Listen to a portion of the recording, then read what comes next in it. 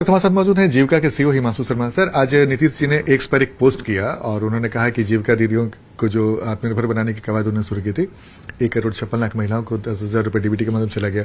अब आने वाले समय में चरणबद्ध तरीके से 2 लाख रुपए की राशि भी दी जाएगी। ये कैसे उन महिलाओं को आप चिन्हित कर रहे हैं कि जिन्हें 2-2 लाख की राशि दी जाएगी? देखिए, सबसे पहले तो मैं स्पष्ट कर दूं कि लगभग 1,56,00,000 महिलाओं के खाते में राशि भेजी गई है और लगभग 32 लाख और आवेदन अभी हमारे पास है, जिसमें ग्रामीण और शहरी क्षेत्रों के हैं। उनको भी 31 मार्च 2026 तक हम लोग राशि उपलब्ध कराएंगे। तो ये प्रथम किस्त की 10,000 रुपए की राशि है।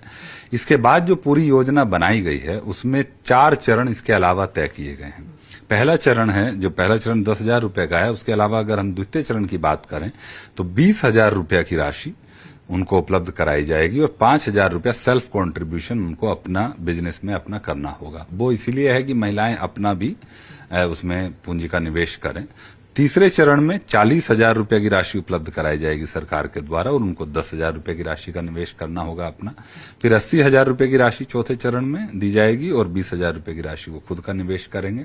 और लास्ट चरण में 60,000 रुपए मार्केटिंग, ब्रांडिंग और पैकेजिंग एक्टिविटीज को प्रमोट करने के लिए उनको उपलब्ध कराया जाएगा। ये पूरी स्कीम का रूपरेखा है। हम लोगों ने हर एक चरण के लिए कुछ इंडिकेटर्स, बहुत सामान्य से मानक भी तय किए हैं और मानक इस प्रकार से हैं कि द्वितीय चरण में हम लोगों ने खास तौर पर यह ध्यान दिया है कि महिलाएं जो स्वयं सहायता समूह के साथ जो पहले से जुड़ी हैं और जो नया समूहों में महिलाओं को जोड़ा गया है, महिलाएं लगातार समूह की बैठकों में आएं।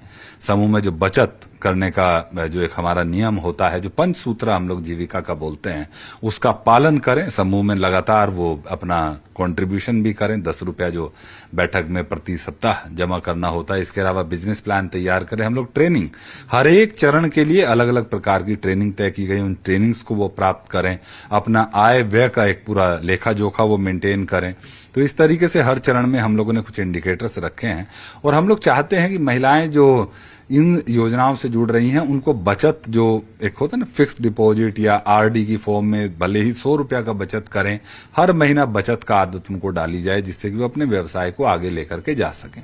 तो इस तरीके से हम लोगों ने चरण तय किए हैं। वीओ जो विलेज ऑर्गेनाइजेशन है, वही योजना में जो लाभुक जिनको लिया जाना है उनके बारे में उनका पूरा इन मापदंडों पर उनका चयन करेंगे। एक बार ये फिर से बताइएगा सर, जो आकलन की बात कही गई कि आकलन करके एक मुश्त राशि भी दी जा सकती है और उसका आकलन किया जाएगा, ये आकलन कौन करेगा और एक मुश्त राशि किसे मिल सकती है? देखिए, एक मुश्त राशि का 2 तरीके के हम लोगों ने प्रोविजन किए हैं। पहला प्रोविजन ये है कि अगर 4, 5, 6, 7, 10 महिलाएं मिलकर के एक रोजगार शुरू करना चाहती हैं समूह के रूप में, तो अगर एक महिला का 20,000 रुपया का ये इंस्टॉलमेंट, जो द्वितीय इंस्टॉलमेंट है, वो ड्यू है, तो ऐसी अगर 10 महिलाओं ने मिलकर के चाहा कि हम लोग सब मिलकर के एक रोजगार शुरू करेंगे, तो 20,000 के हिसाब से 10 महिलाओं का 2 लाख रुपया उस पूरे समूह को एक मुश्त राशि दे दी जा सकती है।